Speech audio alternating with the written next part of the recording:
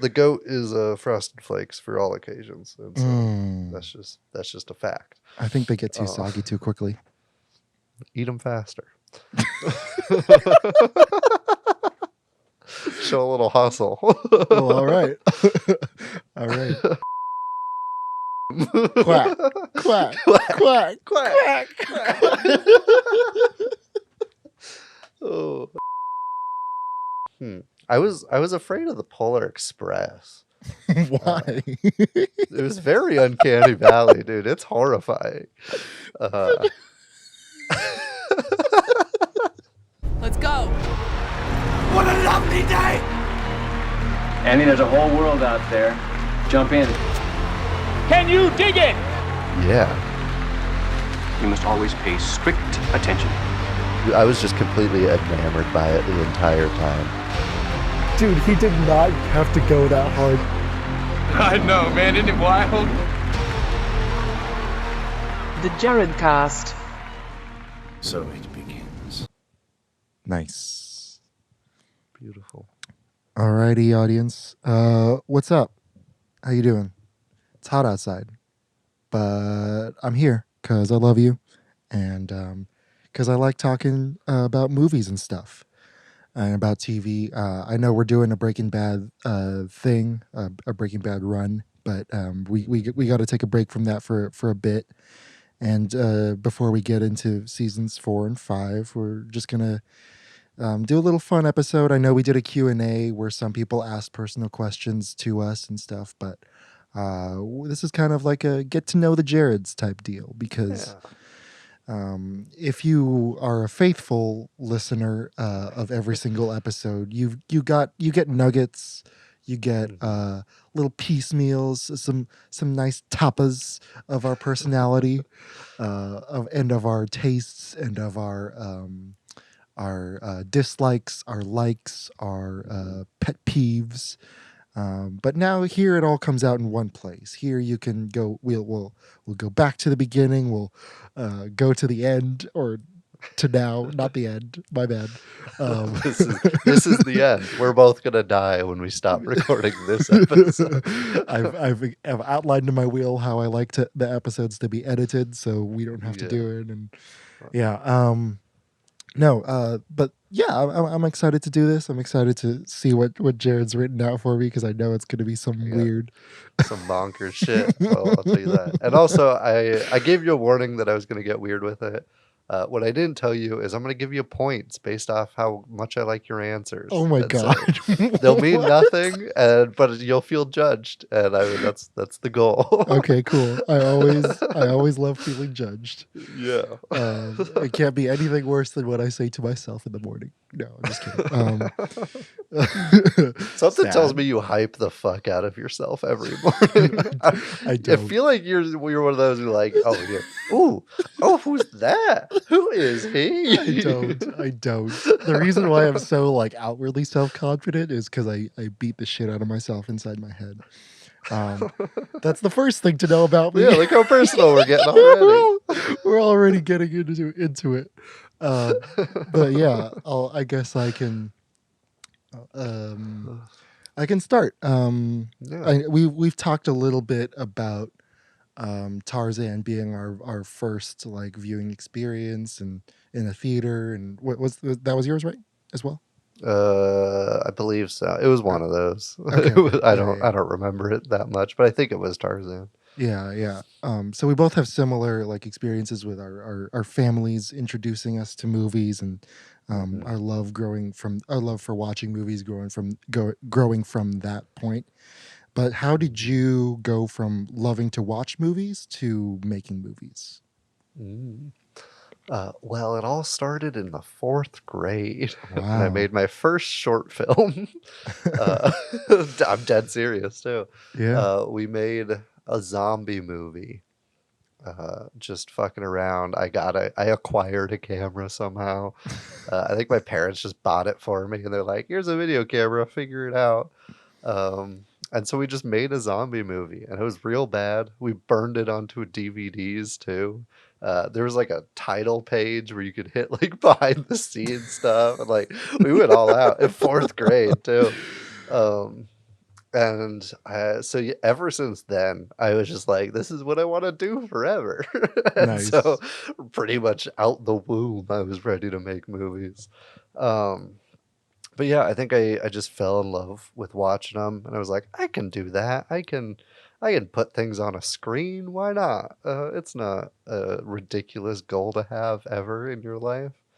I do remember though when we showed that in our visual and performing arts class in elementary school because we had to turn in like a project, and we already had that and we didn't want to do more work, so we're like, we'll just show this to the class.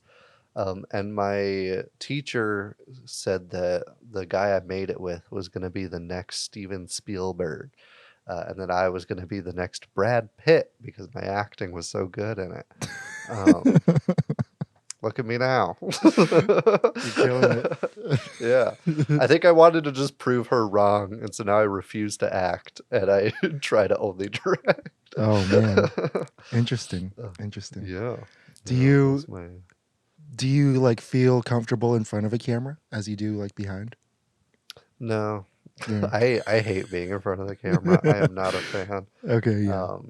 There was in community college, because you have to act for everybody. We all like kind of take turns in that setting. Um, every time my teacher roasted me, she's like, "You don't like this isn't don't go down that path. You're bad at it." Damn. And then there was one time where we filmed a parody of like CNN. And like they came in and did a story on me. The guy's name was Blanderson Pooper. Um, and they did a story on me, and I just turned out to be a weird psychopath. And for some reason, I nailed it in that role. So I think Nice. that says a lot about me as a person. But yeah, no, I hate being on camera. Not a fan. Interesting. Interesting. Yeah. I feel like you like being on camera a little bit. I'm I a feel bit of like an attention whore. Yeah. Yeah. I don't want to say it, but It's a lot of childhood shit. It's a lot of like being on the being like an outsider loser who didn't get invited to play dates and stuff when I was little. yeah. And so when I figured out my personality, like, or when I barely started figuring out my personality at 12, I was like, oh man, this feels kind of good to like make people laugh and make people feel embarrassed on my behalf. Like it's kind of interesting. And so I got louder, I got more brash, I got more weird, and I got more. But I ended up getting more funny. Yeah. For me, with the making movies thing though, like I actually I mentioned this before in the sci-fi anime episode, but I didn't know that I wanted to be a director until I was like 17. One of the movies that helped me get there to that place was Paprika, but which you all should definitely watch. Yeah, and listen to that episode. It's a good one. But at that point, like I knew I loved analyzing movies and I loved watching movies, and I had seen more movies than most of my friends. But I, for some reason, like I didn't have that confidence until my teacher. I don't want to say her full name, but she taught me history in my sophomore year of high school, and then I had a free period, and I would just hang out in her classroom and we would talk, and while she graded papers and shit, and so she kind of helped me find that confidence. And the summer after my senior year of high school was when I made my first like a film by Jared Ankanan. It's real bad, but it's a lot of fun. It's a lot of ripping off of The Good, the Bad, and the Ugly, but with an all female cast, Progressive.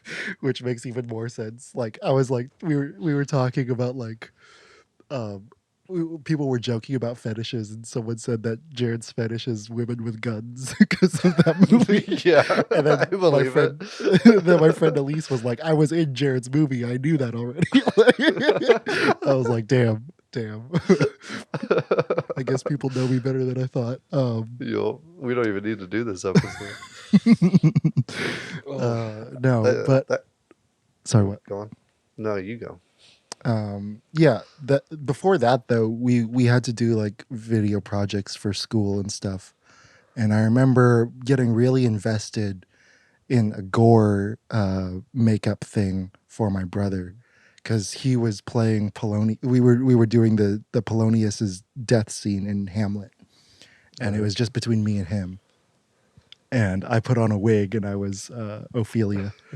Um, but he was Polonius and he accidentally Need this gets footage. yeah. I don't know where it is, but we used ketchup and clear tape to get like the shine of blood, and we held up the knife inside of inside of my brother's neck with the tape and with the ketchup. It was really cool. Nice. Yeah, That's tight. but that was even before I knew I wanted to be a filmmaker. Yeah, that's a good answer, Jared L. Yeah, thank fourth, you. You too. I'm not going to be grading your responses to your own questions because I feel like you had time to prepare. But along those lines, I got one if you want. Go for it. Pick 3 directors that make up your style or what you would want your style of filmmaking to be. What are the 3 big slices of the Jared on Kanan pie? Oh man, that's tough because there are a lot that like influence like my taste and my the way I see the world, but not necessarily my style. Yeah. So or my style of writing even. I think for writing, I would say just I know this he's not a filmmaker, but Kurt Vonnegut, Slaughterhouse-Five kind of influenced the way I write stuff out.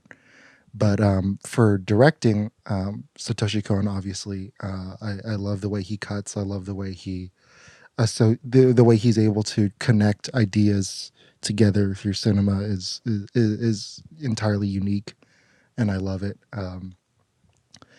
I've talked about him a bunch and somehow not picked one of his movies, but David Lynch is, I think, an incredible mind. And I just his movies just take me to a different place, and so I don't try to copy him necessarily, but I try to be as unfettered by like oh, what if they don't like it? Like I think the fact that he goes for these things and just doesn't care if people don't get it. I absolutely love that about him. And third,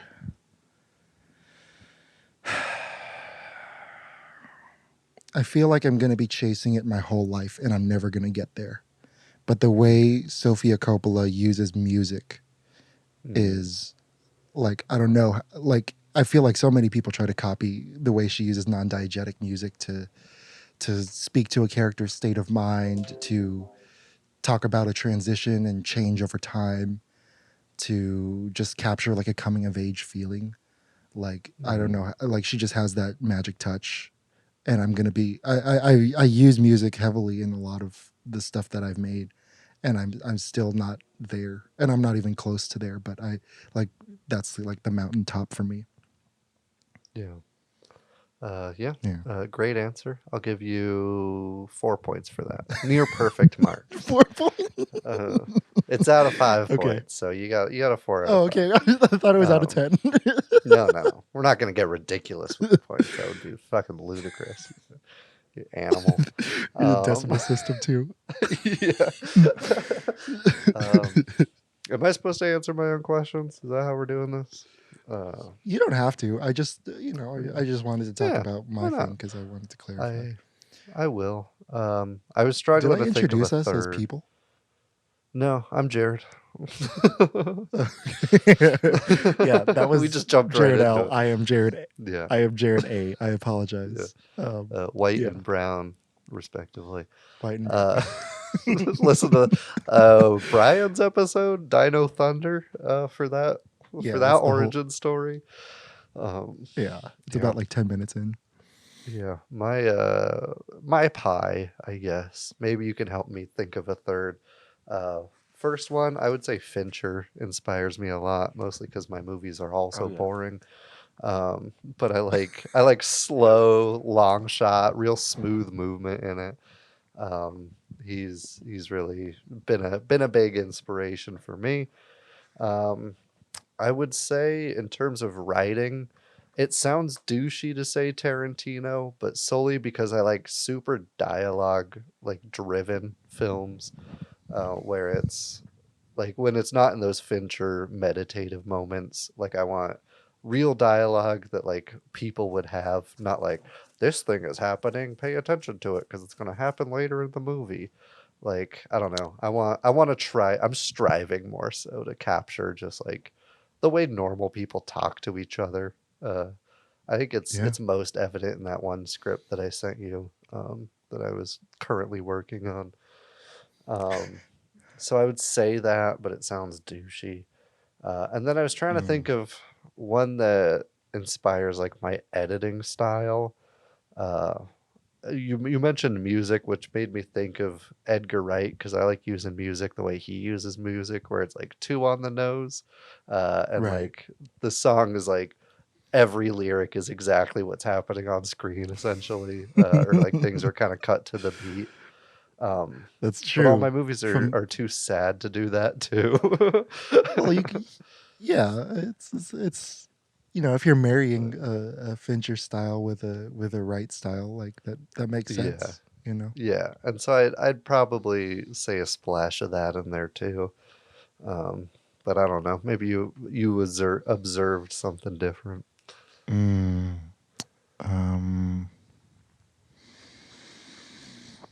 I don't know because I do, especially in the way you like to frame. I definitely feel that in that Fincher stuff, Hmm. um, and the Maybe way Paul Thomas Anderson. He and Fincher have kind of similar like styles sometimes. sure, but I don't know. I'm trying to. There's one, and I'm like, Cohen brothers. it's kind of no. Those were a good three because like Thank you. they I see it in your shit, and Cool. they all three kind of have had to deal with like really tough obstacles, and so Mm. don't be afraid to look at their personal stories too, and gain inspiration from that. I would say. Yeah. True. True. Um, I you kind of answered my second question, which was like, who were the first friends you recruited to make movies with? Mhm. Um, so I'll skip. Austin Spackman, another guy named Jared, and his brother Kyle. Nice, nice. Are you still in touch with them? Not too much. Like Okay, it's yeah. the hey, how you doing? Jared and Kyle lived up the street from me. I've literally always had a friend named Jared in my life. Once one drops out, I Just gotta replace him with another. it's just life saying you're not that special. Yeah, exactly. Remember my roots.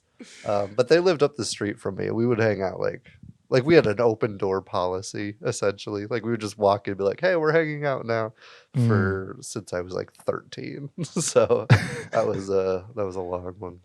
Interesting, interesting. Yeah. I'll skip to my third question then, since that one was a short one. Mm. What's your favorite like piece of movie merch that you own? Mm.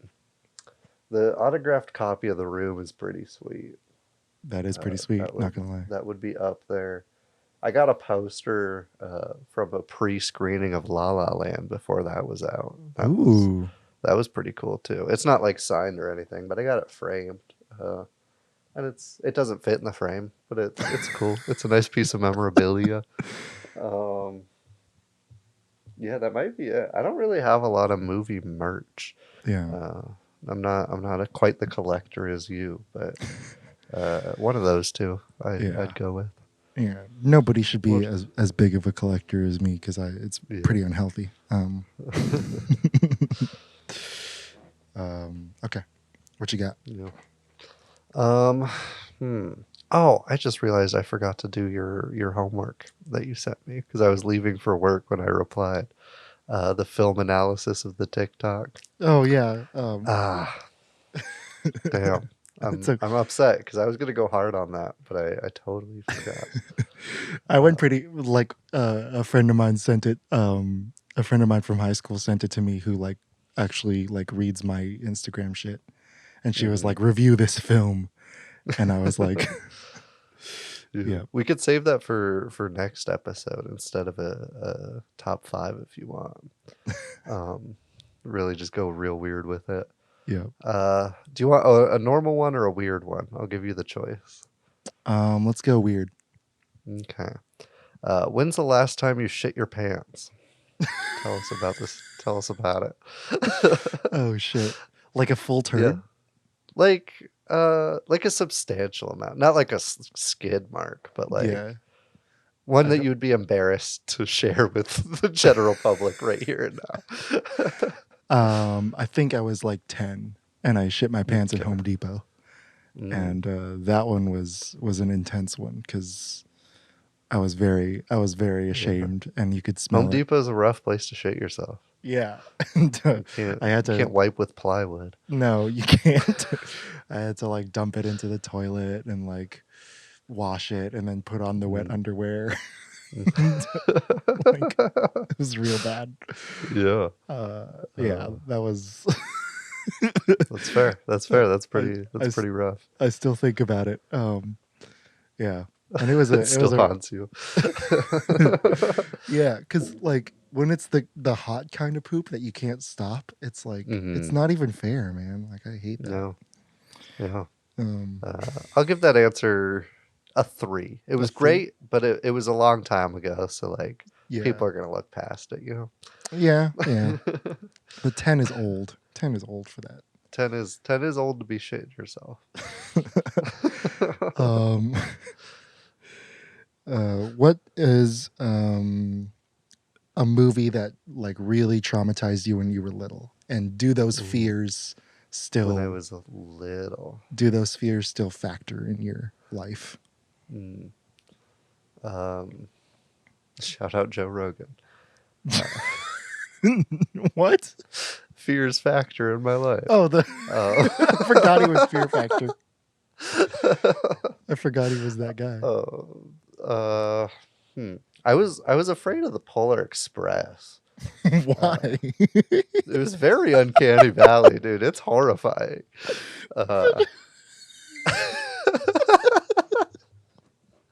I had a rough time, especially like 3D almost Tom Hanks throwing shit at you. I was not a fan. Yeah, that was pretty traumatizing. And no, it doesn't still haunt my dreams, in case you were wondering. I saw was it Poltergeist that I saw too young? It was either Poltergeist or The Exorcist that I saw a bit too young, and that was like Alien was my first rated R movie, but I think I watched one of those shortly after. And that was not a good idea. That was that's a creepy ass movie. But I kind of avoided horror movies growing up because I knew I was a little bitch, and so I never really put myself in the position to be traumatized. Yeah. Is there a movie that really got under your skin recently that like that reminded you of that experience? The last one was probably Antichrist, just because it's such an uncomfortable watch. Yeah. Especially during class. Yeah. Yeah. But that's not like a fear thing. That's more like, oh God. Right. One of the last one to really like scare me was Hereditary. Especially like the scenes where like something's just like Toni Collette's crawling on the roof. That shit stuck with me because I don't know if I've actually told you this, but I have a thing called hypnagogic hallucinations. You did not tell me this. I will, before I like fall asleep, but when I'm laying in bed, I'll like straight up hallucinate, and I'm fully awake. It's like sleep paralysis without the paralysis part. Oh wow. So I'll like see people and like have full on conversations, thinking it's real in my head, because my brain starts dreaming before I'm asleep. Oh And so, man. like, Hereditary, I'm like, this is some shit that I just like live with sometimes. Is like, I'll see people climbing on my ceiling. It's never scary, but like, Right. it has like a weirdly friendly presence when it happens. Okay. But like that, the connection was there, and I'm like, oh, Mm. oh, no, thank you. Wow. Yeah. It's That's also an weird. early sign of schizophrenia, so fingers crossed. Ah! Take care of that brain. Yeah. I don't have any Um, of the other things. It would have developed more by now, most likely. And so I'm not right. really worried about that. But Oh, okay, cool. yeah. I yeah, that's a good pick. I've talked about it before with our friends, but I don't think I've said it on the show. But the naked man in the corner is the one Yeah. that's the one that I couldn't sleep because I would see him in the shadows of my apartment, and I was like, oh shit, all right, Yeah. cool. Cannot blame you on that one. Um, Yeah. since we're talking Hereditary, I'll give you the speed round. You're going Okay. to have to share your screen for this one. Shit. It's an interactive presence, but as fast as you can, I want you to create this tier list ranking all of A24 films. Oh my god. Not all of them. It was made before like Green Knight came out, and I think a Okay. couple others. But yeah, as fast as you can, talk us through your thought process on that. let me share my screen first, and then If you're not watching on YouTube, now's a good time to switch over, because Yeah. I'm sure he'll tell us what he's putting and where and why. But you won't get these great advertisements. okay. So we're gonna put Yeah. Skip the ones you haven't seen and go as fast as you can.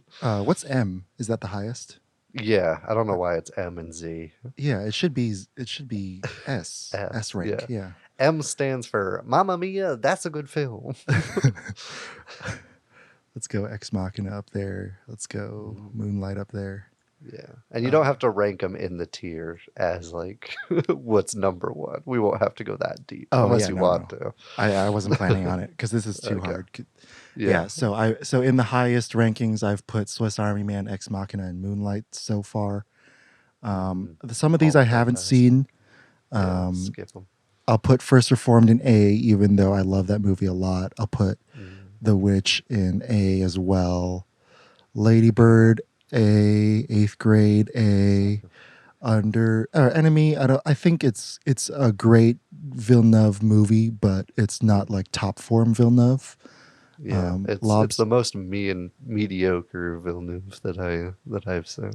Yeah, Lobster's an A. How was Lobster an A? You gave it a 10 out of 10 on this podcast. That is true. That is true.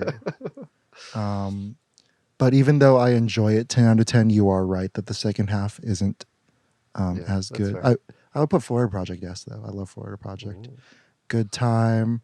I love Good Time a lot. Not as good as Uncut Gems, I think.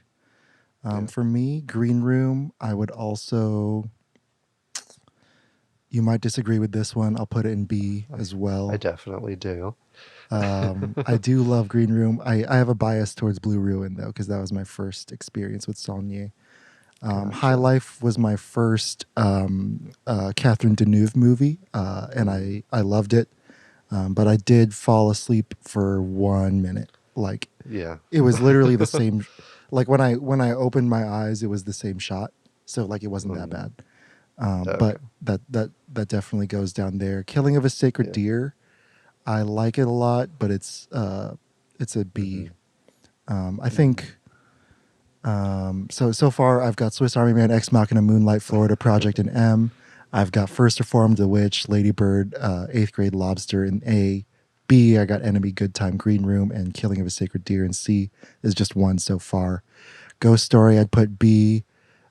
Spectacular Now, I'd put C. Not impressed. D. Spring Breakers is a C. I like it, but not that much. Mid-90s, I like it, but not that much. It Comes at Night. The expectations for this movie are weird. Don't go into this movie expecting a straight up horror movie. But I'll give it a B for craft alone. and Kelvin Harrison Jr.'s performance is excellent. Hereditary is True. an S rank. I didn't even see it there. Easy. Or an M rank. So stupid with the M. Mamma mia, that's a good one. Disaster Artist, I was like, I really, really enjoy it, but I didn't think it should be nominated for any Oscars. And I don't think it was, but it was in the conversations a lot. Under the Skin, I don't love it as much as a lot of other people do. But it's good. It's very good. Bling Ring, have not seen. Native Son, have not seen. American Honey, I still haven't seen. A lot of people really love American Honey, but Room, I would watch it. I've watched it twice. I probably won't watch it again. It's very depressing. Same with Climax. I've watched it once, and I think that's all you need it for. However, one of the best dancing scenes of all time is in this film. And I think that's it. Yeah. How'd I do on time? Do you know? The Bling Ring, you haven't seen that? Or American Honey? No, I haven't seen American Honey or Bling Ring. Oh, I'm shocked. Shia LaBeouf's in it. Time you were I've real seen a bunch of fast. other Shia LaBeoufs. Yeah. Okay, cool. Let's see what I disagree on with. I would move Green Room up for sure. I'd go high A for me. Enemy, I would actually put at C, even though I'm a Villeneuve stan. Killing of a Sacred Deer, I might move to C, and move Room up to Why? B in its place. I don't interesting. know. Okay.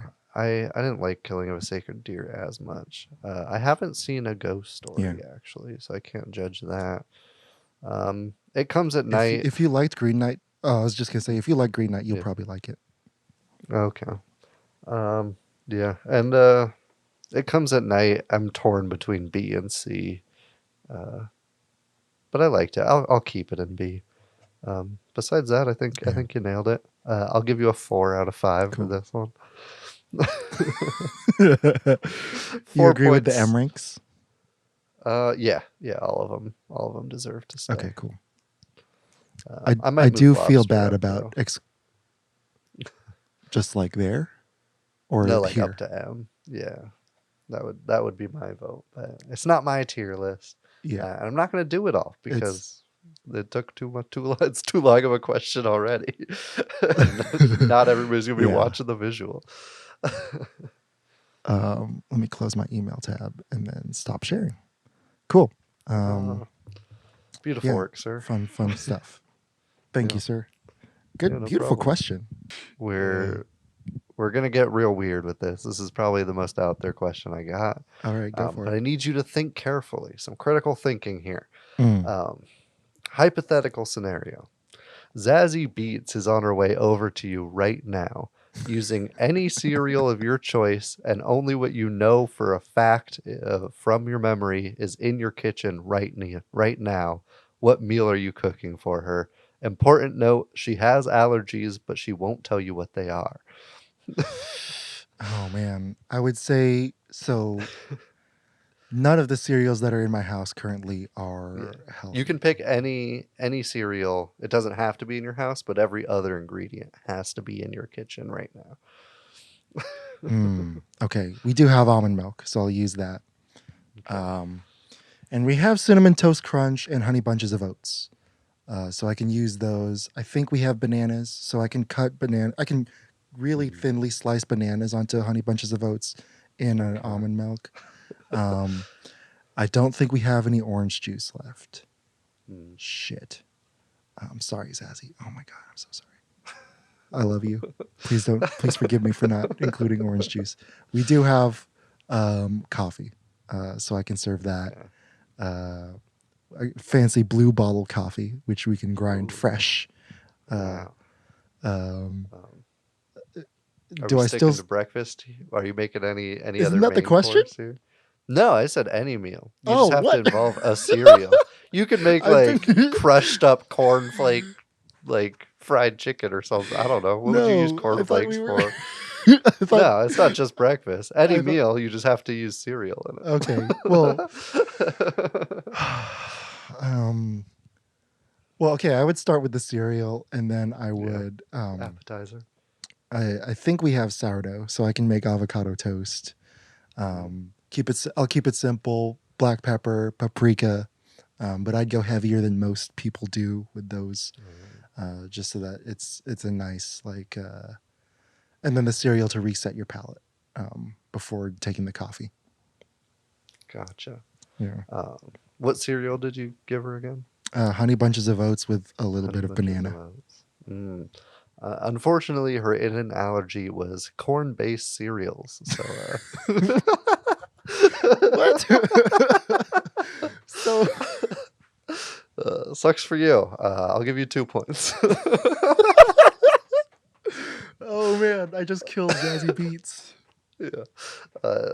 Luckily, she had an EpiPen, but she'll never talk to you again. Yeah, this is the worst moment of my life. This is the low point. This is where I hit rock bottom, and Yeah. it's only upward from here. So we're optimistic. I'll give you one guess on which question I wrote at 2 a.m. this morning. I don't have anything quite that fun. Okay. You can fly any spaceship in any movie ever, but you're stuck to that ship for the rest of your life, and you're gonna be living the van life in space, basically. Millennium Falcon, next question. Okay. A little basic, but valid. Hey, yeah, I mean, name a better one. Okay. I was gonna say the Bebop, but you haven't seen Cowboy Bebop. Yeah. The International Space Station from real life. Okay. Yeah, no, I gotta go Millennium Falcon. I know it's Nice. basic, but it's basic for a reason. It's the GOAT. Okay. All right. All right. Rank the following countries by their cinematic talents and impact: Oh my God. Italy, India, France, Japan, Korea. New Korean cinema, specifically in the 21st century, has done this really amazing thing where they've remixed everything that came before them into something better. And so they're probably going to go high. Italian cinema, I love it. I love it so much. It's super influential on me, but sometimes I'm just really not in the mood to watch something dubbed.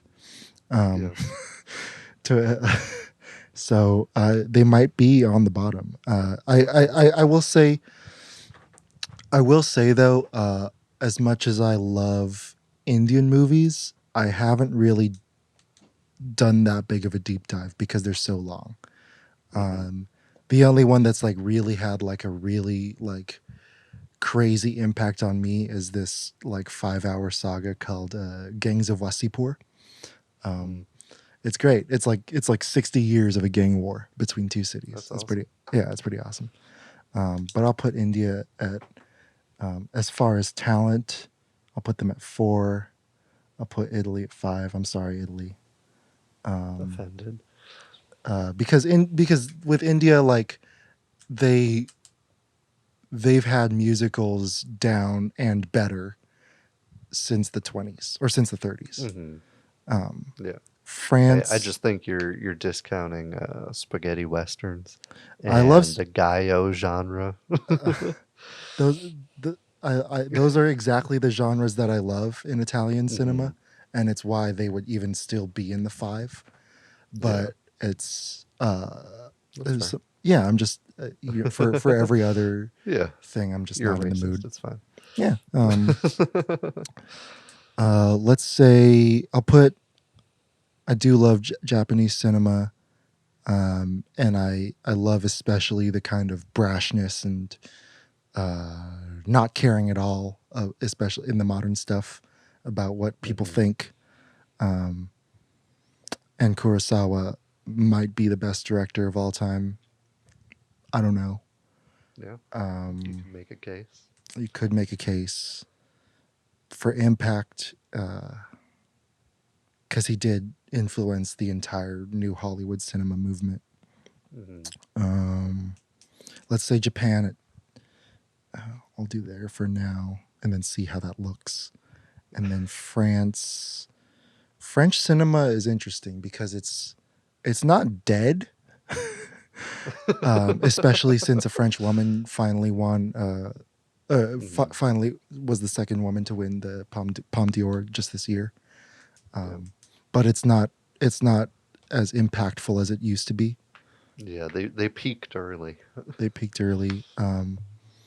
But they're you know, have you ever seen a Jacques Tati movie? I don't think I have. No, I'll do a quick search to see Yeah. if there's one that I'm forgetting. But Tati. yeah. But he's really amazing, and he's like post new wave. I really love his stuff. It's basically like Mr. Bean, but like on a wider scale. Like it's the entire cast is Mr. Bean. Oh, Uh, uh, I and think Jacques no, I haven't. and Oh, and Jacques Demy made me like La La Land less, just because Umbrellas of Cherbourg is like it's La La Land 40 years ago. But I still love La La Land. I'm just saying. So I want to shout out those guys before I reveal where France is. Which means it's not number one. It's not number one. But for current impact, I gotta put them at 3. And I'm not one of those clowns that thinks that the new wave is the best cinema movement ever, because it's not. I'm sad It's Hong Kong's not The on. blockbuster hits of 2015. Yep. I'm kind of sad Hong Kong's not on here. If they would be an easy number one, I think. But so I got Italy at 5. I got India at 4. I got France at 3, Japan at 2, and Korea at 1. Groovy. Yeah. Nice. Would you agree? No. No. I think I would put Japan 1. Oh, okay. I think they have a more broad and substantial influence and hold current better than they have like the history and current Right. kind of lockdown. For me, Korea's killing it recently, but like don't have the longevity that Japan has. Sure. I'd probably put Korea 3 off the top of my head. Yeah. Maybe They are the France. youngest. They're the youngest nation on the list, so it's Yeah. Maybe France 2, just because they had huge impact in that brief period. yeah. I mean, And you get the resurgence, like you were talking about, and like with stuff like Raw, you got some good stuff still trickling out of there. Portrait of a Lady on Fire. Yeah. I'd probably go Italy 4, India 5, but I also don't watch a lot of Indian films, and so Yeah. that's just on me. Yeah, that's fine. Yeah. It's interesting. I originally had the USA as instead of India, but I was like, it's lame to include the homeland in here. So Yeah. Either way, I think I might put USA at 2 and then Hong Kong even over that, just because yeah, it's crazy how far they've gone. true. You going, or shall I continue? You can continue, and I'll think of another question for you because I ran Okay. out of questions. What are you afraid of? In movies? No, Oh, just in life, in general, loneliness. was your biggest fear? Yeah, biggest fear I think is loneliness. And that kind of started with that grade school stuff that I mentioned at the very beginning. I don't really have a whole lot of like tangible, like physical fears, like bugs. I've always been okay with bugs. Like if they jump in my face, I'll flinch, but I'm not gonna. Yeah, nobody wants a bug in their face. But. Yeah, but I've met some people, but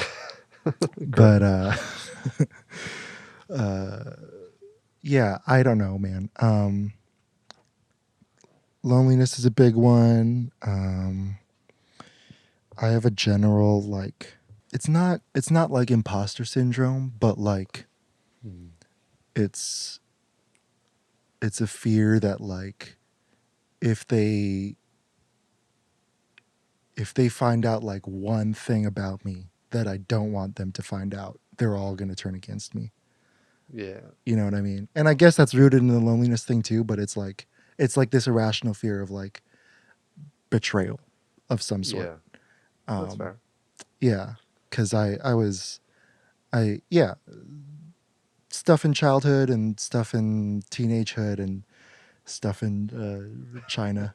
Yeah. Keep it vague. Yeah. Yeah. It like I as soon as I feel like sometimes I'll like let my walls down and like let people in, and then or put myself out there, and like go out into the open and like keep like, this is what's on my mind, this is what's on my heart, this is how I do things, and then it all backfires in my face. That's happened like 3 or 4 times in my life, and you were there to see one of those things, and it was not the best best experience. But you know, it ended up that whole trip, I still say, is like one of the highlights of my life, because I became friends with you. I became friends with a lot of other people who ended up helping me make my thesis, and who I still stay in touch with today. So yeah, I don't know. Those 2 fears are, I think, the big ones. Full marks. 5 Yeah. points to you, sir. Thank you. We like to get vulnerable on here, I guess. Yeah. We gotta dabble every now and then. What is your favorite podcast to listen to right now? It's probably a tie, but for the sake of not being lame and having ties, because ties are boring, I'll go dynamic banter, which is kind of where I stole the idea for this horn.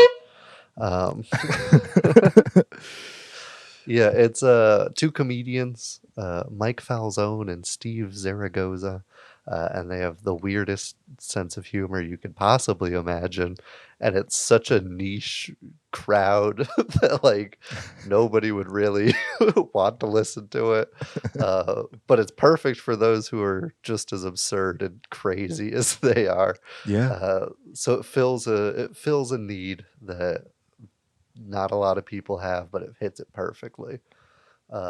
So check that out if you like loud noises. Their description of it is one's real loud and the other hates it, and that's that. I'll send you a couple bits Oh wow. to familiarize yourself. But I go that number 1, and then a close number 2, stuff you should know, because they're just so good at it. Like Yeah. their chemistry is impeccable. They got good dad humor, and you learn a lot. And I'm a nerd, and I like learning shit. And so why would I not? You know? Nice. Yeah. What about you? You're a big Your Mom's House fan. I am a big Your Mom's House fan. I love the whole, or most of the Your Mom's House network. I would say my 2 favorites are Your Mom's House and The Two Bear Bears, One or Cave. whatever. The Yeah. 2 Bears, One Cave. I always Yeah. forget the name of that.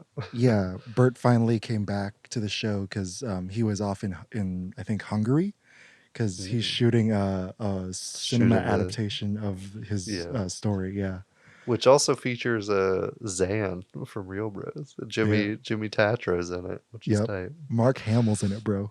I'm so That's excited. crazy. That's crazy to me. I hope he's a Russian like lord. I Like, know he is. I know in Yeah. my heart of hearts, he's gonna have a Russian accent. Yep, that's Oh. great. Yeah, I love that, and I recently the one that I've been most addicted to though is Tiger Belly with Bobby Lee and Kalila, his girlfriend. Okay. I want, yeah, I love their dynamic. I love the way Bobby makes guests feel uncomfortable, and then gets them to open up, and then Kalila's just a fantastic sidekick, and when she takes over too, she's great. And they did their 300th episode recently with Dave Cho, the painter, and Stephen Yun. famous from The Walking Dead, and it was this grand conspiratorial scheme for Steven and David to give Bobby a pet talk for his 300th episode and say like, you mean so much to like Asian American artists, and Kalila started crying and saying like, this is what I've been trying to tell him for the past 10 years, and he beats himself up so much, and all four of them start crying, and then I'm like crying while I'm washing the dishes. That's awesome. Yeah, it was great. I'm a Bobby Lee cheerleader. I can't wait for him to finish his new hour. Hell yeah. Yeah. Nice. Well, we've touched on podcasts, movies, some TV shows.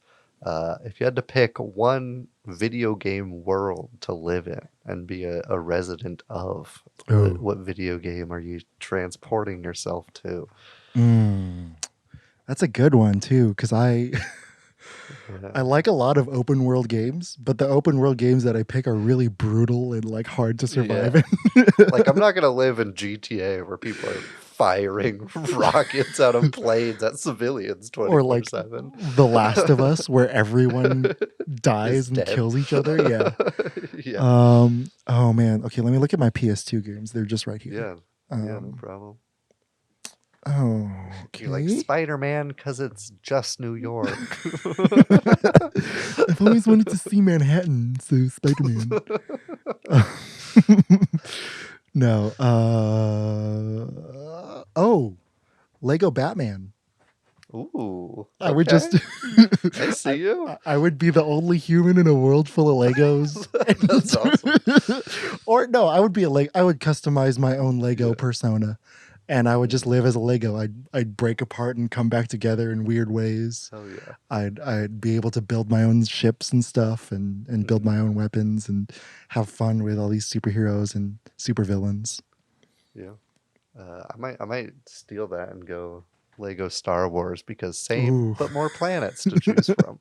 That's true. That's true. More planets. And I haven't played Lego Batman, so it feels like a fraud to say that outright. The sequels are better because you can play as more superheroes, and like Lego Superman is so funny. Okay. Good answer though. That was good. Thank you. Oh.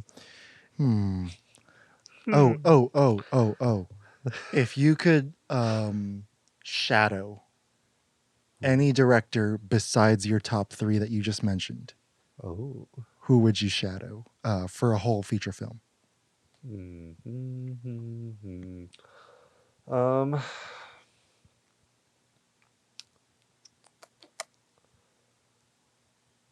Taika Waititi. Because incredibly talented man. And if I'm following him around like a dog, like I'm picturing in my head, he's not going to yell at me. He seems like a nice guy. He's too nice, yeah. And I also I don't know, I want to learn not only how he goes about directing and acting in a lot of his own stuff, right? But also how the fuck do you direct a mockumentary or shit like that? I don't know. I feel like he's got a brain worth picking, and so Nice. that was one that just jumped out at me. It's a good answer. I would never have even considered. And it'd be interesting because I know he allows improvisation a lot. So Yeah, I wonder how he handles which I it. respect. Yeah. Yeah, I think it'd be awesome. Nice. Please let me. We're gonna go a little. Oh, I never rated your Lego Batman. I'll give you 5 for that. It was a good answer. Thank you. Yeah. Besides Elijah Wood, how many people of color actors are there in the Lord of the Rings trilogy, and why is that okay to you? Is Elijah Wood a POC? No. Okay, I was like, you were gonna shatter my world right now. I was like, he's actually Guatemalan. No. I don't know. I think with Lord of the Rings, it's interesting, right? Because it's a world where the only color that really matters in Lord of the Rings, in the books, It's the at color least, of your heart. it's the sure, but the color of your hair, right? That's like you can tell different elf sub races from the colors of their hair, And Yeah. so I think I don't know. I would love to. I don't fault the original the Lord of the Rings film trilogy for using a mainly white cast, Mhm. because they're not, like, if you're gonna go all white, like, those were the best all whites to go with, and for that movie. Yeah. So I have no complaints about any of those actors, and I think they, most of them were not famous beforehand, so it's not like they, were that like they didn't earn the Big roles. hot shots. Yeah. Yeah, It's they not all like they picked the Beatles. yeah. If they picked the Beatles, that would have been worse. But yeah, even as a fan as a general fan of Middle Earth, I think, especially nowadays, I would be actually pretty happy to see, people of different shades of skin out there in Middle Yeah. Earth. I think it's totally doable. Even though because the race of men was created separately from the races of elves and dwarves. So even though the elves and dwarves have like lived longer and they've evolved less. There are less subspecies than there are. Well, not subspecies, but less, Yeah. climate related evolutionary traits. So Yeah. yeah. I tried finding an exact number on how many POCs were in the trilogy, and I couldn't. But there's a video of every speaking line by a POC, and it's 46 seconds long, and it's only orcs. Yeah, in a 13-hour Yeah. production. Oh my gosh. But everybody, when I was looking it up, they're like, "Yeah, but it's also based off like ancient England, and so people aren't gonna be." And I'm like, "Yeah, whatever." I just wanted to say it as accusatory as I could. As you were like, just that you've got your whole life justifying this. Yeah, but I all mean, white I cast. know a lot of Yeah, Asians and black it's people who, whatever. yeah, I know a lot of Asians and black people who love Lord of the Rings, and like, Uh-huh. whatever, Yeah. man. Like, It's not like Ashton Kutcher playing somebody who's Indian and wearing brown face. oh my God, yeah, no, let's not have that. My next question: if you could have a kaiju, any kaiju throughout cinema history as a pet, who would you want? Oh, as a pet, they would all kind of suck. Let's call it what it is. That's You kind of can't why. take any Yeah, of them for a fucking walk. that's kind of why I asked. Yeah. I'll go. I don't even know what this is from. Behemoth, the giant mammoth. It'd be tight. I could ride that motherfucker. I feel like mammoths would be able to be like tameable like a horse in terms of the kaiju world. And like traffic's no longer a problem. Okay. Yeah. I What like about it. you? I You're probably the resident expert. I asked this without even thinking of an answer for myself. Yeah, that's fair. I asked most of these without having an answer, so I cannot blame you at all. I would say Mecha Godzilla, so I can like plug my phone in and charge while sitting on his shoulder. Yeah. Um, I tell you, that would be my favorite scene in the movie.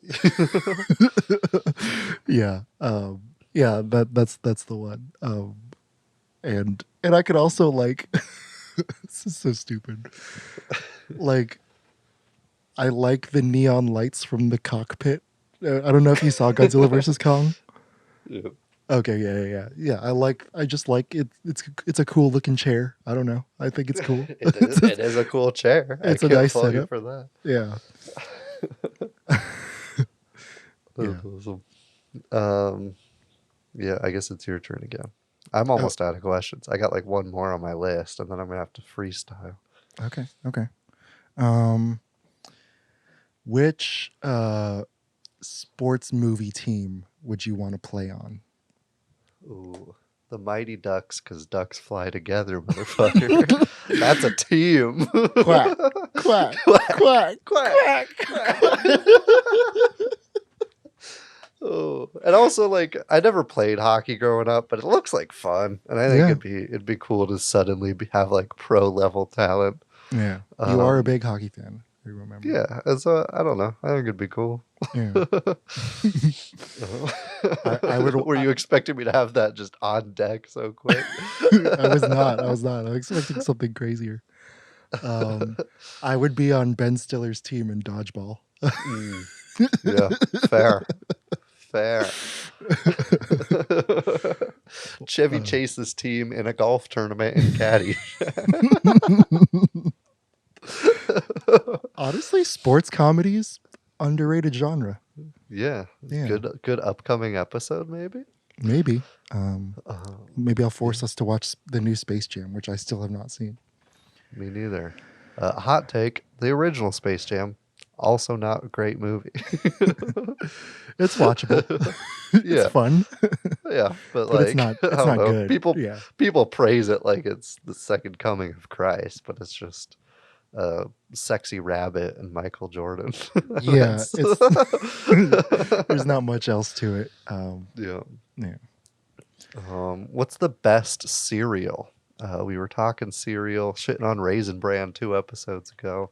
I had this question prepared before, and so it was hard not to laugh when we were talking cereal. What's the best top dog in the cereal world? If you're looking for something like to really like, I don't know, brighten up your day, I would say Captain Crunch with berries is up there. I would also put Oreo O's for nostalgia. I would I don't put. think I've ever had Oreo O's. They have them in some Asian markets, interestingly enough, Okay. and I think they bring them in seasonally too. Yeah. Highly recommend. It just tastes like Oreos, but highly recommend. um,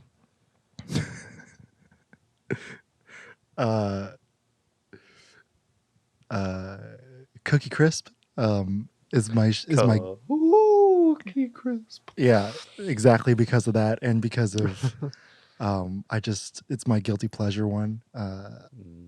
Like it's not like I remember Seinfeld had a thing is like it's Cookie Crisp isn't like cookies. It's cookies. It's just straight up cookies. Which is such a great Seinfeld bit and like so yeah, it's so true. But the go-to one that I like just eat on a whim is Honey Bunches of Oats. Mm. Yeah. Nice. That's why you served it to kill Zazie. Zazie with. Oh. Is she actually I- allergic to corn No, stuff? Okay. no. She might be. I don't know. Yeah. I don't know It either. was just a ludicrous question to begin with. Decent answers, although I'll give you a 1 because I said the best cereal. I didn't need a goddamn novel full of I'm best cereal for different occasions, bro. them. Half of them were cookies. How was that different occasions? That's true. That's true. That's a 1 out of 5 answer. The goat is Frosted Flakes for all occasions, and so that's just a fact. I think they get too soggy too quickly. Eat them faster. Show a little hustle. Well, all right. All right. You got me. Yeah. Okay. Oh. You've got a barbecue, and Sweet. you got a barbecue Never grill, owned a barbecue before. and you got to serve. Oh man, you got to serve Mary Elizabeth Winstead and her entire family, And their whole family. and you got to do something that you already know how to cook. So I already know you how to only have a grill. You can use any ingredient you want, but you only have a grill. Yeah.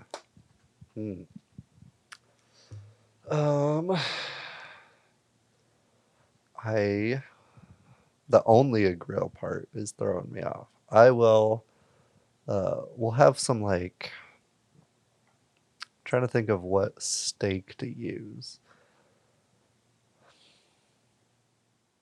I'll use like tri-tip, but it's gonna be a tri-tip, but we're gonna cook it separate, and we're gonna throw it on some kebabs. Ooh.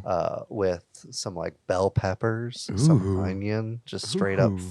things of onion on there. Tri-tip kebab. Yeah, maybe even a curveball with like a pineapple on the end or something. Something sweet because grilled Ooh. pineapple fucking slaps. It does. I don't It I don't truly give a does. shit what people say. That shit's great. You get a nice char on it. Oh, it's Yeah. nice. Ooh. And I'm a big fan of barbecue shrimp too. Like that's the best way to like spread some melted butter on them shits and just slap them on. Yeah, that's a good way to do it. Surf and turf. And then I'll throw because it's a pretty heavy meal already, so I'll throw some corn on there too. Nice. Wrap them bad bitches in some tin foil and get a cooking. If I had access to a smoker, I'd smoke the tri-tip and then add it to the skewers when it's almost there. But I think I'm going right surf and turf skewer party. Nice. Yeah. That's very good. That's very good. What Yeah. alcohol would you Hopefully serve it she's with? not vegan. I probably should have figured that out first. Yeah. It's okay. I made up an allergy for Zazie Beetz. I can't judge. What alcohol would I serve? Who? It's tough because it has to go with steak and shrimp. Yeah. So it'd probably be a beer. Yeah, I don't know. that's what I'm leaning. Because it's also, I'm assuming hot day if I'm out barbecuing. Like I'm assuming this is just a full on like pool party. We're just all kind of vibing. Yeah. Yeah, I'd probably go beer, but beer's risky because everybody likes different ones. So I'd have to get like a variety of beers because like Papa Winstead isn't gonna like the same things as Mary Elizabeth. You know, Sure. you gotta have that variation. Good. It's a good answer. Yeah. You Thank came. you. Yeah. I threw you under the bus and you climbed right back out. Turned out it was the bus from Sky High. It flew right over me. Yep. Oh, That's good. That's good. thank you. If you guys can't tell, both of us cook because that's another thing you should know about us. I guess. We like the grub. Speaking of, what singular country overall has the best cuisine? Oh my god. I struggle between Italian and Mexican, but I think for today and for what I'm hungry for, I'm gonna go Italian. Yeah. Yeah, and I was something. Well, yeah, and I was watching this Amazon series earlier this year called 000, and it was it's like about one shipment of cocaine and like all the different crime families You were involved. telling me about this a bit ago, I think, in Yeah, a it's- previous episode. It's super cool. Yeah, so it starts with the cartels in I forget, it was some coastal city. It starts with the cartels, and then it goes to the American family that are the shipping brokers, and the Calabrian mafia who buys the cocaine. And so there's this great scene of this old man. He's the Don, and he's in hiding because when the Calabrian mafia hears about this purchase, they're like, there's a divide, and so he goes in hiding, and all they have on the table, it's just a wooden table, and all they have on it is a loaf of bread, a wedge of cheese, a knife, and a roll of salami, and they're just eating That's all it you like need. they're just eating it and drinking wine straight out of the jug, and I was like, that looks like the best meal ever, just sitting around at 4 p.m, Yeah. just eating that shit. Oh man, yeah. Hell yeah. So Italian. Mine would be a toss up between Italian and Japanese. Mm. Because I'm a big sushi head, and ramen's fucking delicious too. So, yeah, That is true. that's where I'm headed. I like it a lot. We talked for a bit about like classic movie monsters for reasons I won't disclose. But which of the like classic movie monster would you want to be if you could be any of them? And twisting. And classic, I'm assuming like Like is there like a date cutoff to no, just classic like or just like in the zeitgeist it's a classic. yeah, like you know, vampire, werewolf, Frankenstein's Yeah. monster, Okay. chupacabra. Gotcha. La Lorena. Uh, um, hmm. I think I would go. Vampire sounds fun, but the not eating anything but blood is kind of a bummer. Yeah. Um, Werewolf is also tempting because it's a once a month thing, and you can kind of predict that you're not really caught off guard when you're a werewolf. Yeah. But then that's boring because you're just a normal dude. Um, so fuck it, vampire. Okay. Maybe Italian blood tastes like marinara or something. I'll get Mm. lucky. If I had to pick real specific, like a straight up character from like classic horror, I'm trying to be Beetlejuice in this bitch. Mm. Very nice. Very nice. Yeah. Thank you. I Yeah. appreciate I'd be the creature from the Black Lagoon. it. Yeah. You look Yeah. a lot like him. What? I see the resemblance. Thanks. The Blob. Uh, I'll think of another. What's the best baseball movie? The There's best a lot of baseball movie. baseball movies. There is. And I don't really like give a shit about baseball, so I have no strong opinions on this, so I'm genuinely curious. I think the one that's most universally beloved might be The Sandlot. Yeah. And it's for that reason it might be the best. I don't know though, because but on the other hand, like it's nice because they enjoy the purity of Mhm. just the game itself and like what the game means and what and how the game brings people together. But I don't know if that makes it the best movie because The Natural is such a great hero story. Have you seen The Natural? No. Dude, that's a good one. So it's like it's still to this day like one of my favorite Robert Redford performances. Super amazing. I haven't seen Bull Durham, which is weird because I feel like everyone else has seen it except me. But I like that's a haven't lot seen of it. yeah, that's a lot of people's favorite, and that's a lot of what people say is the best one. I remember feeling really good walking out of the theater of 42 and thinking, man, like I don't know who that guy was, but he was a great actor. And that was the start of my fandom for Chadwick Boseman. Yeah, so that I like flashed back to that day when I heard about him dying because I had no idea he was sick and stuff, and like that's a great story and a really interesting performance by Harrison Ford too. Yeah. I don't know. I don't know what the best baseball movie is because I haven't seen Bull Durham. So if I watch it, I'll compare it to the others. All right. Keep us updated. Yeah. You can get Chevy Chase, Steve Martin, and Martin Short back together for a movie, but you can't remake The Three Amigos. You got to make an original.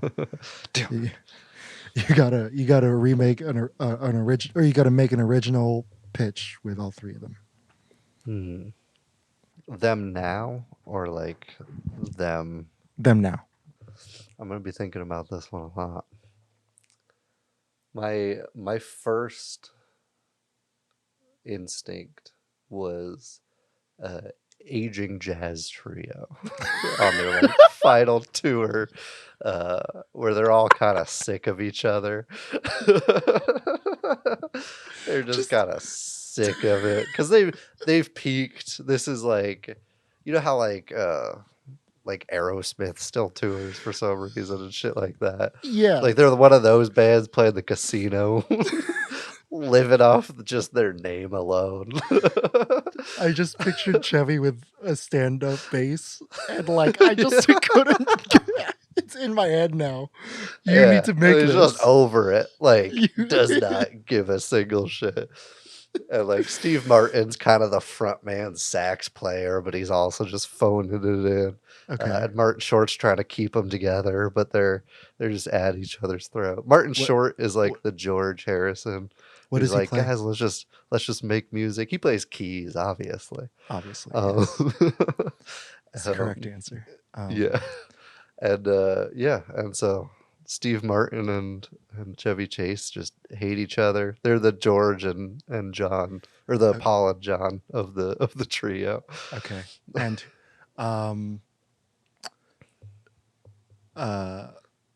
I'll help you out. Throw in one young actor to be the drummer. Who's like one because they're young Miles Teller as exactly who you think. It's just a sequel to Whiplash, but it's a comedy. No, You can't say one young actor to be a jazz drummer and not have my mind go there. No. Oh man. No, he doesn't have the comedic chops to keep up. Damn, you just praised him and roasted him in a span of He 20 doesn't. seconds. He's a fantastic actor, but he's not a fantastic comic actor. No. Just for pure difference alone, Pete Davidson would be hilarious. He's just like the session guy because their other bandmate died, and so they're That's- like, yeah. "Wow, we got this stoner kid in the back." Yeah. That's the background I was thinking. Yeah. That's good. Yeah, maybe him. I was Just I because was he's so off kilter that it would be. I was thinking because she has a murder mystery with Steve Martin and Martin Short coming out, having Selena Gomez just there. That'd be But, tight. Yeah. Yeah. But I don't know.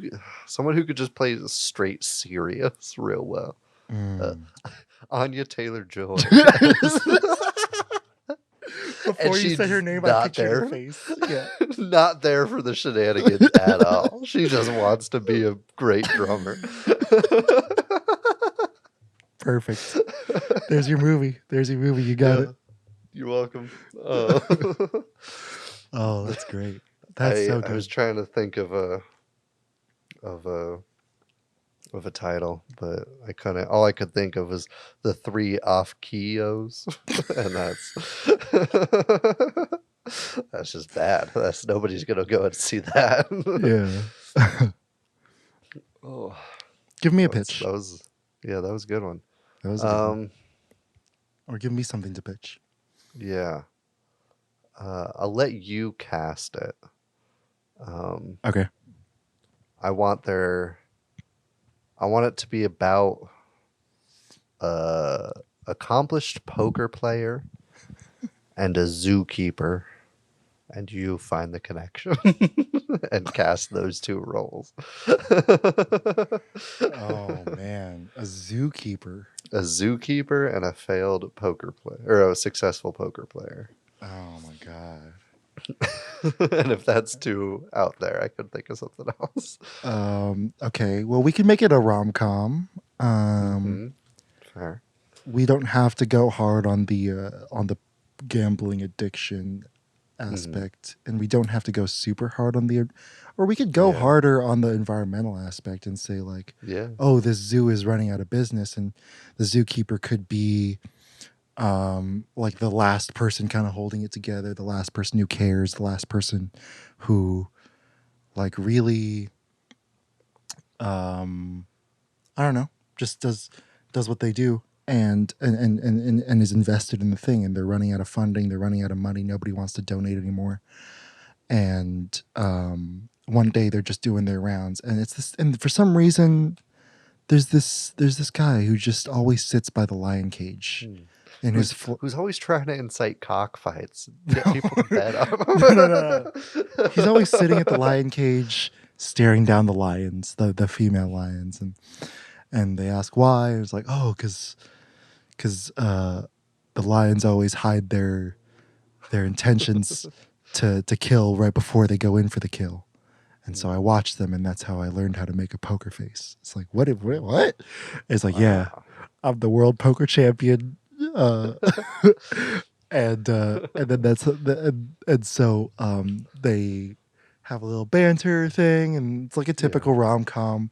And then the poker player messes up because they miss out on this gala to benefit the zoo. They miss out on it because he was going to promote the gala, and he was going to be a key speaker there to get people to get into it because everybody likes him because he's a really charismatic poker athlete.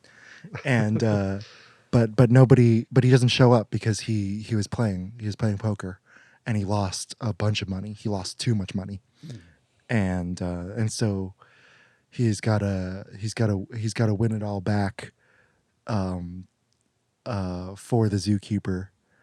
But before he gets to the table, the zookeeper, or no, I'm not. That's a dumb twist. I'm not going to get there. But that's kind of how he tries to win the zookeeper back is by playing classic Texas Hold'em and everything's on the line, including true love. Yeah. And I don't know who I would cast.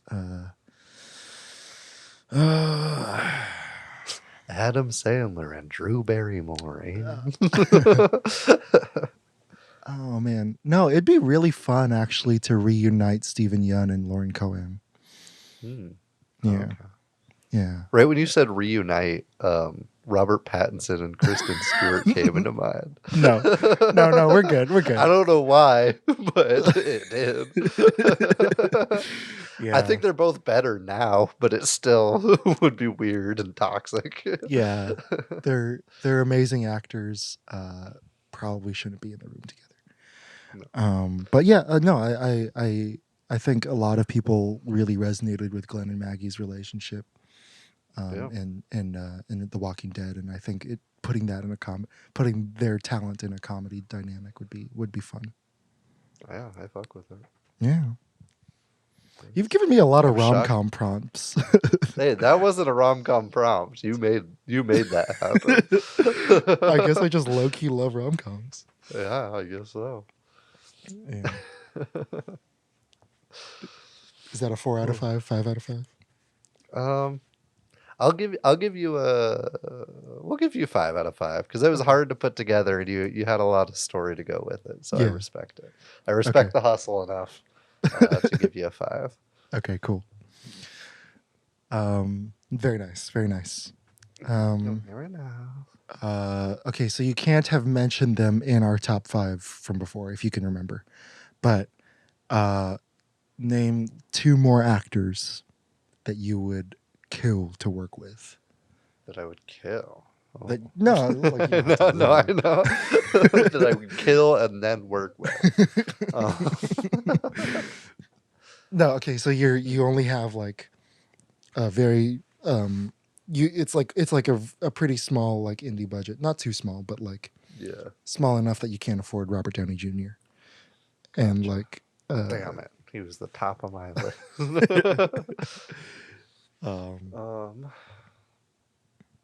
So they have to be like less famous than Robert Downey Jr. They don't have to be less famous, but they can be like like 2 actors that just forget the budget. Like it's a movie about just those 2 characters. Gotcha. And you gotta bring 2 people in that you would really want to work with. Chris Evans, because I think he's got a lot of dramatic chops that he hasn't quite shown yet, and I think that would be cool. He's the boy's got range, and I think he needs to show it off more often. Yes. He's starting to, for sure, but so like for that alone, I think that would be cool. Mm-hmm. And then I already said Anya Taylor-Joy, but she would be up there. But maybe I'm just making that connection because Last Night in Soho, but the chick from Jojo Rabbit, who's also in Soho. Yeah. Do you remember her name? I Because she's do. super talented and coming up. Something Thomason. Yeah. No, Thomason's her first name, I think. Thomason McKenzie? Thomas and that sounds wrong. Thomas and Yeah, no, it is Thomas and Mackenzie. Oh, okay, cool, nice. That still sounds wrong, even though I think she's super talented. Though. She's incredible. Yeah. Yeah, I would love to work with her. I don't know why. I want somebody who's like up and coming, about to like peak real hard. I feel like in whatever she's got upcoming, and then Chris Evans. I wanna expand his skills more. I don't know what I'd cast him in, but Leon the professional part two. No, yeah, those are two great talents. Yeah, thank you. I made them who they are. Top 4, weird curveball number. Top 4 best sitcoms in order, please. Like objective best? Like for your favorite. I guess you can take objective best in there to put Big Bang Theory as number 1. It's a given. Yeah. For my personal South Park, New Girl, I do love Cheers, but I wouldn't put it in there just because it's too long, and I didn't watch the whole thing, but it's one of the best of all time. Same with Frasier. I love Frasier a lot, but I'm not gonna watch 11 seasons. Yeah. South Park, New Girl.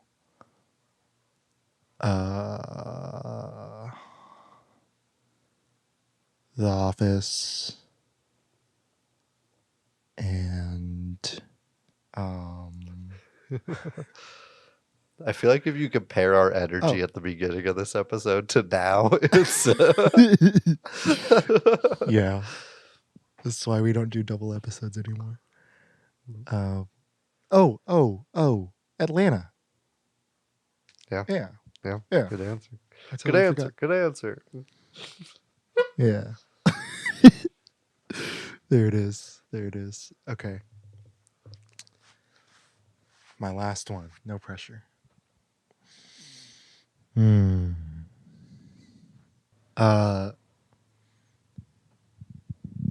Mighty Ducks. Next question. We'll get topical with this. Which Breaking Bad character do you think you would be friends with in real life? Ooh. Breaking Bad character would I befriend? Realistically, probably Flynn / Walter Jr. Yeah. Because I think we would just be homies. Like he would be a good friend to have, and I'd fuck with it. Yeah, I think that would be the best answer. I think Badger would be fun to hang out with. True. He's like the wild card friend where you're gonna get into some shit if you're hanging out with Badger. Yeah. But you'll end up alive and have a good time. And so nice. But yeah, I think Walter Jr. final answer. Marie, Nice. so she could steal me some shit. Yeah. Nice. Thank you. Which TV show character would you most want to get their own spin-off show? I keep thinking of characters that already have spin-offs. I was gonna say Frasier. I was gonna say the Punisher from Daredevil, but I was like, wait, no, I'm stupid. That was literally Yeah. I can tell you my first one if you want to stall more. Yeah, go but ahead. it might take an answer from you.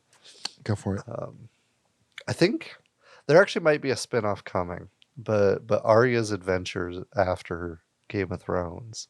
When she just sets off and sets sail to find the new continent or whatever. Hell yeah. Like Game of Thrones would be awesome, yeah. Give it to me right now. Yeah, I like that. Oh man, I don't want to spoil Lovecraft Country for you, so I don't want to. If you ever get Please to, don't. yeah, I'll get around to it eventually. yeah, because there's one character that doesn't get revealed until like the middle part, and like the reveal of them is the awesome part. It's Dr. Manhattan. It is not. Um,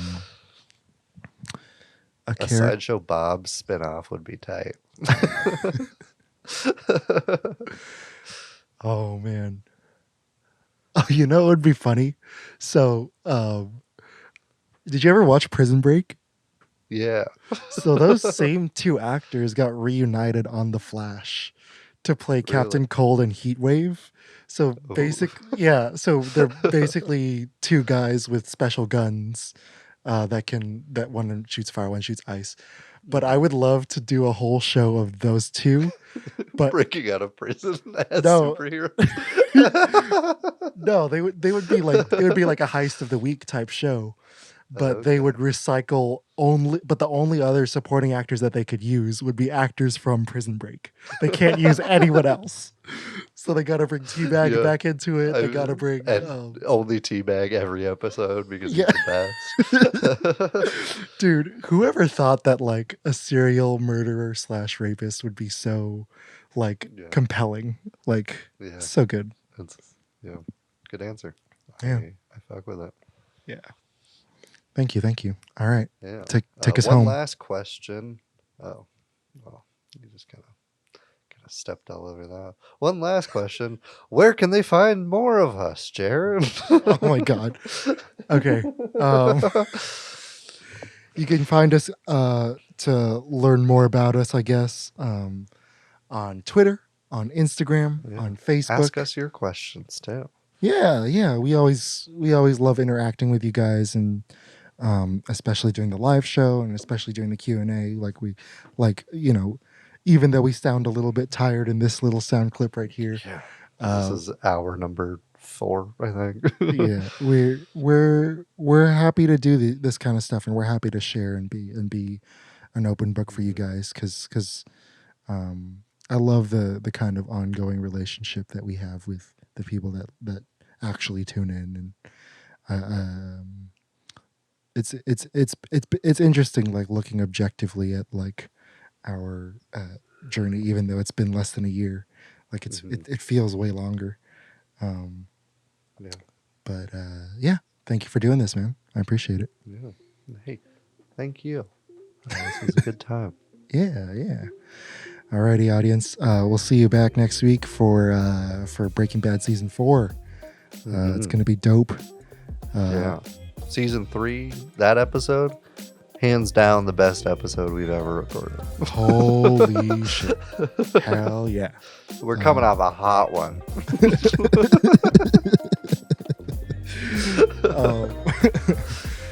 Alrighty. We love you. Goodbye.